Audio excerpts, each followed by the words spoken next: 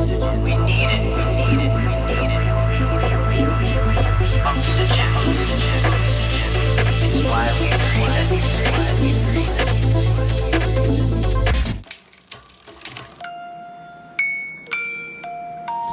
Hey everyone, you've got Loralyn here. It's time again for the Grit Files. Aren't you glad it's back? I mean, I was kind of sad that I had to step away from it for a while, but 3 bouts of COVID, adult RSV, and then bronchitis took me some time to heal. But I am back in the saddle, as they say, and I've got another terrific guest here for you this week. Her name is Annie Mork, and she has created a site called Jobs for Therapists. And so you're thinking, what does this mean? Well, we're going to find out. Hey, Annie, welcome to the show. Thanks for having me. Well, of course, we're always excited to have new entrepreneurs, and you're freshly minted, as I understand. Just Jobs for Therapists is just really getting going, and you're already getting terrific traction. Talk to us about the impetus behind it. Why did you want to get this started, and what's your background?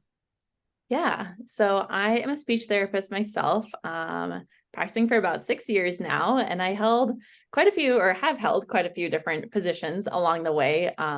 Have done school positions, pediatric outpatient, did some travel therapy. It started in the middle of the pandemic, which was very exciting. And then now I do teletherapy from my home in Denver. And through that experience, have looked at a lot of job boards and searched for a lot of different jobs. Once one contract ends, I need to look for another job.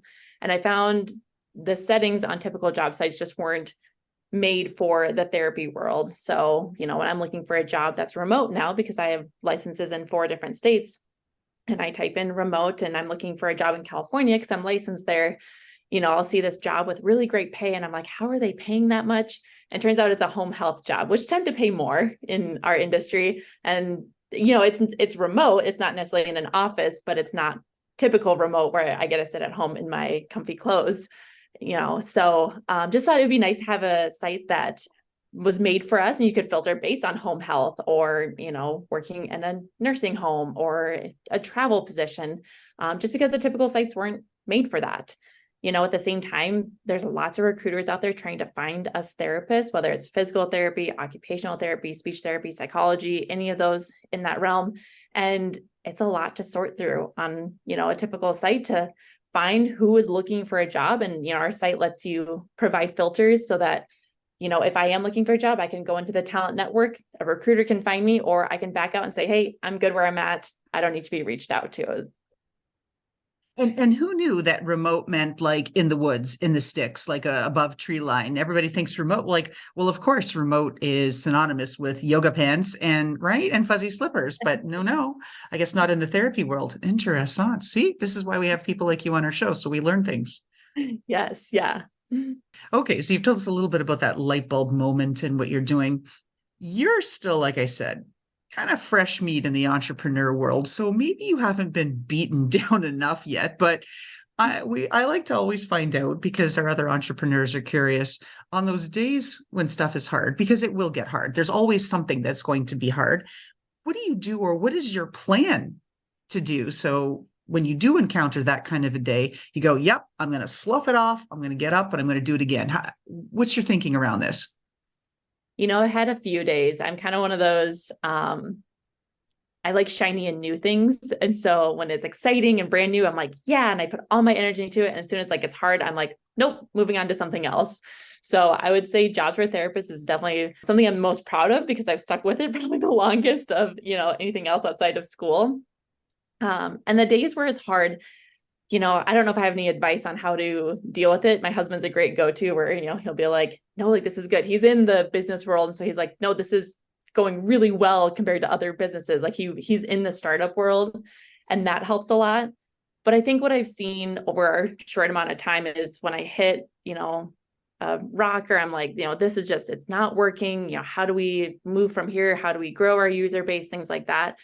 That's when the ideas start coming, that it's like, you have to start being creative in that moment to be like, okay, well, what if I reached out to all the universities for the students graduating and told them about our page? Okay, what if I reached out to, this organization and see if we can partner together? What if I just send a bunch of messages on LinkedIn? And you start building that creativity because you're kind of forced to. If you're like, okay, if this isn't working, we got to pivot and we got to go down this avenue then. And I find that you don't run out of things to do if you're really passionate about it and you see the purpose behind it.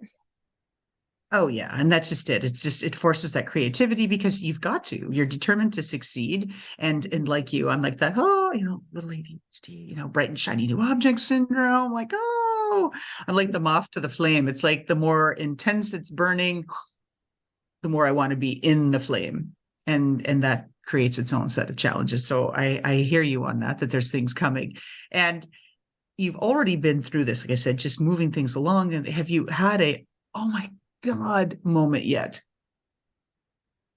Ooh, that's a good question. I don't know if we've really had one of those yet. There's definitely a few like initial emails, like cold emails I would send people. And now it's like, oh, I would word that differently now where we're at. And I wouldn't say it was definitely like a terrible, like they'd never do business with us ever again. But it's like, oh, maybe I would word things differently now with my experience behind everything, which is still limited and growing every day. But you definitely learn every day as an entrepreneur. Oh yeah, there's so many things. So you haven't done one of those. I thought I had you on BCC, but had the 75 people on the CC line. Yeah. Those kind of mistakes. I know. I've done it all. So I get it. Now, thinking about all of that, thinking mistakes makes me think of this. And this is one of my favorite things I love to ask people. So if I gave you, we pretend this is the magic undo button and we went, Annie, you got to hit it once, just one whack. What would you change in your life? What would you undo? One thing, personal or professional? Oh my gosh, in my entire life. I always live by the mantra of, and this isn't like a daily mantra, but I do believe everything in your life has led you to this moment. And, the things that have happened to me in my life have sometimes been very difficult and have not enjoyed some of those things. But where I'm at now, I absolutely love it. And I don't know if I would really change a whole lot, to be honest. If you've ever watched those movies where it's like, the person goes back in time and they change one thing in the whole course of history, kind of like Back to the Future. You change one thing and the whole like future changes. Like, I don't know if I'd want to change from this exact moment right here to be where I'm at. So I don't know if I would change anything. Few people do. Very, very. I've had hundreds of guests on this show, and very few people want to change anything. So you are not alone. And thinking of magic and Back to the Future, I mean, like, my God, what an amazing movie, right? Just shaped my childhood. That's how old I am. I watched it when it first came out. And the sequel. And I don't think I'd left high school yet when either had been done. But anyway, there we go. If you had an opportunity to say, hey, Loralyn, could you go out and get these kinds of listeners for me? Could you bring them to the attention of Jobs for Therapists? Who would you ask for? And what would you ask the audience to do for you? Yeah. It's really right now we're focused on, the physical therapy, speech therapy, occupational therapy, and psychology worlds. We're also open to like the BCBAs, ABA therapists, things like that. But if you found those people, specifically the people looking for jobs, but even just the people in general, and said, hey, just sign up for the site, just come hang out with us, be part of our community. We don't spam you with emails unless you sign up for our email subscriber list. Even then, we send it out like once a week, if that. And so just sign up as a user just to build that community. I think any entrepreneur with a website knows the more people click on your site, the more that SEO ticks up, and the word just kind of naturally flows from there. Everyone wants that organic traffic, but if people just come see what we have and just check things out, that's what we're really looking for. All right, so listeners, you heard Annie. All right, let's go on. So I'm really curious about some of the speech therapy and some of the work that you're doing. And, obviously we're not asking for you to ever disclose any patient confidentiality or anything, but talk to us a little bit about some of the challenges that you're seeing out there. Is anything trending? Are there things that we as parents or as siblings can do for those that we know that are affected maybe by some speech impediments or other challenges? Talk to us about that. Give us some insights into what it is that you do all day. Yeah. Love the question. I would say COVID definitely had its impacts on the speech therapy world. And I think people are seeing that just in education in general, just between staffing primarily, but then also just for children, we're seeing those delays in children just because whether they were, really quarantining at home, the mask over the face, impacted the ability to, learn speech sounds with that. And so definitely seeing an uptick in referrals for that, which is great job security for me. And, I love working with the kids. That's my population that I work with. I work mainly in elementary schools. And so getting to work with those kids is fantastic, but a lot of just articulation and just language delays. I always say if there's, one thing you could do for someone in your life who has, speech or language delays, technology, kind of keep it at bay. And those personal interactions are really that's going to be for me, it's the gold standard of, getting to talk with someone, have that back and forth when you're communicating with someone is really going to help them build those language skills, and seeing how you make the speech sounds and everything. That's huge.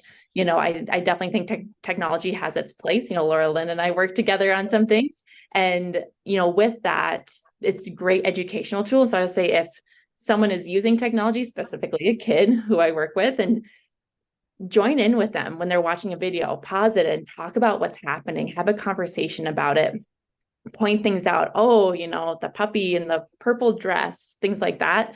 That to me makes technology more purposeful when you're using it with a child. Oh, I love that. As someone who runs a soft skills training academy, yes, yes, yes, it is all communication and interpersonal skills, or people skills, right? As some people like to say, but that's just it. We see it all of the time and we understand it. There's no judgment here. A lot of gals and other folks that have been on the show have shared the trials that they have in trying to start a business and raise a child or two or three or a special needs child, lots and lots of layers.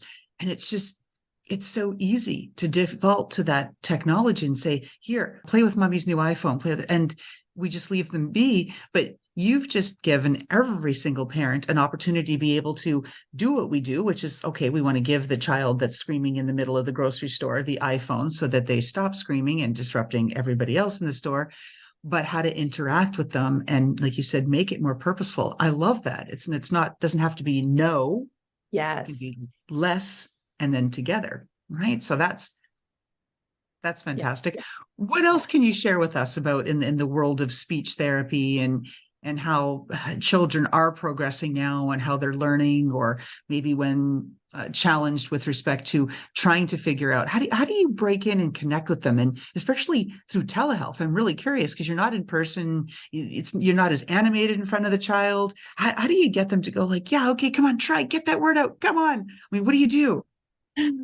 YouTube videos, as someone just talked about technology, YouTube videos are great. And I'm that person that's using those videos of okay, I'm going to pause it and you have to interact with me to get me to play it again. I'm in control. And since we use technology, obviously, to meet on teletherapy, kids are very good at technology. They can figure it out. They're working the mouse.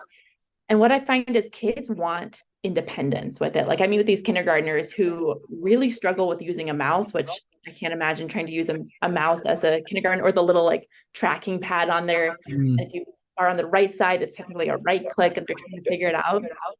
But trying to coach them through it and talk them through it and let them do it themselves. They love being able to be I can do it. I've seen mom or dad or grandma or grandpa do it themselves, and now I can do it. I think they love that independence with it. And just you do have to be overly animated. It's not just walking around being I'm here. I'm probably eyes big smile the entire day. Cause I'm we're doing speech. Let's go. This is fun. And just showing interest in a kid, they're going to love you for it. Now I also work with middle schoolers, and I start every session, whether you're kindergarten through high school, with a 2-minute share.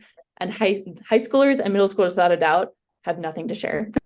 They're unimpressed by me, but right. And so, but if I up the level of the games and be okay, we're going to learn how to play chess today or checkers or whatever. They're okay, you trust me to learn how to do that.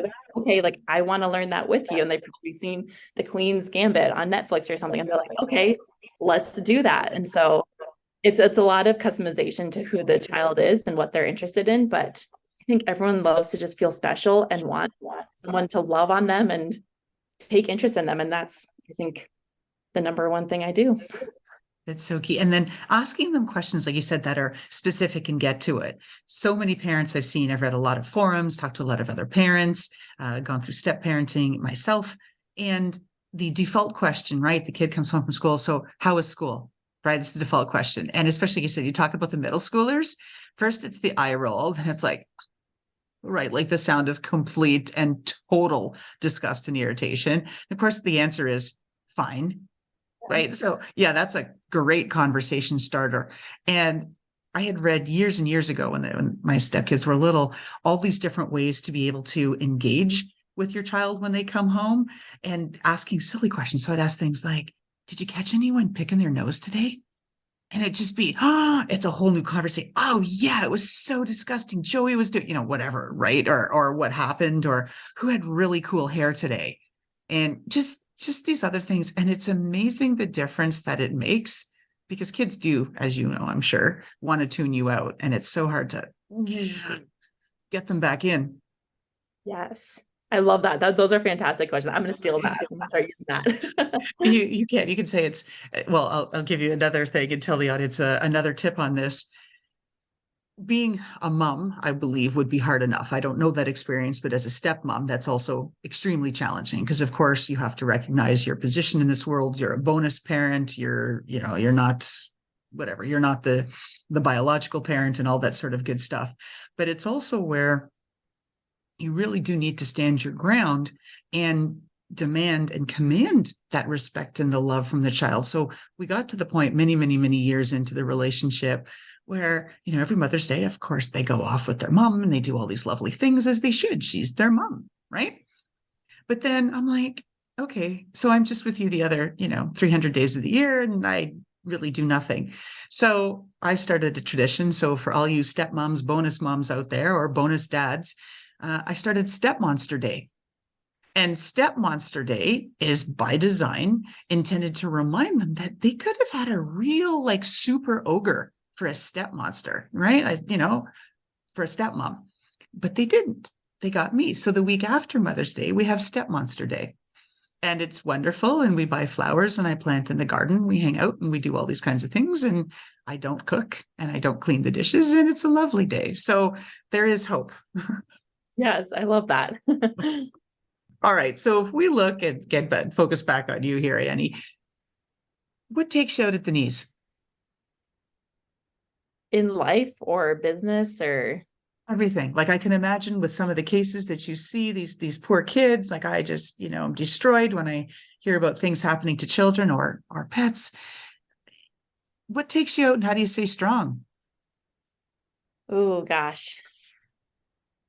I think probably the hardest part, if I would focus on more of like what I do in my day-to-day job, I think it's, when working with kids, sometimes you'll see adults either, kind of treat them too much like kids or just kind of like almost expect too much, as kids, as someone who works with kids, it's a lot of teaching them how to do things. And so it's, okay, if a kid is having a tantrum, it's like, okay, well, why are they having a tantrum? Why are they upset? Let's coach them through it. Let's teach them these skills. It's a teachable moment. The word discipline comes from teaching, like disciple is within that word. And so what are we teaching them? But I'll see oftentimes, individuals come to kids like, why are you doing that? That's wrong. Let me do that. And it's like, let's talk to them with respect and love and kindness and teach them how to do it. I find 99% of the time to 100% of the time, kids are not out to get you in these situations. And so, teaching them and showing them respect, they're going to give that right back. Like, you don't necessarily have to ask for it if you're just already giving it to those kids. So that always breaks my heart when I see it. And I find it as a hopefully teachable moment for the individuals who work with the kids at the schools or even the parents. I'm never telling anyone what to do, but I always find it's a great teaching moment to share how I would approach it and see if someone wants to adopt it. Ooh, I love that. All right. So Annie, we are got a minute or two away from wrapping up our show. Last question that we're going to bring it home. This is the signature question of the Grit Files. Now, if we looked into your closet there in Denver and looked at the footwear that best personifies who you are. I'm taking Denver hiking boots. Maybe I don't know. Tell us what that footwear is and why it represents who you are. You're basically on the right track with that, Loralyn. It'd probably be my Chacos. I have the strap-on ones and also these slide-on sandals, and I think they are versatile. They're easygoing. They're ready for anything. But also you're not going to wear them in the snow. And I prefer the heat and the warmth, which hopefully is on its way very soon. So I am basically a lizard that wants to lay in the sun right now. There you go. Okay. Poikilotherm's waiting for the heat, right, to come in and make you warm. I love it. So, okay, wasn't far off there. So with that, that's a wrap. We've got Annie Mork again, founder of Jobs for Therapists. Go take a look at it. All kinds of therapists, not just speech therapists, occupational therapists. Everybody's on there. They're growing quickly. And we're really glad to hear that you're on a great path with your journey of entrepreneurship. We wish you tremendous success. And thank you so much for coming to the Grit Files and being on our show. Thanks, Loralyn. And how about that fantastic intro by Touch Circle?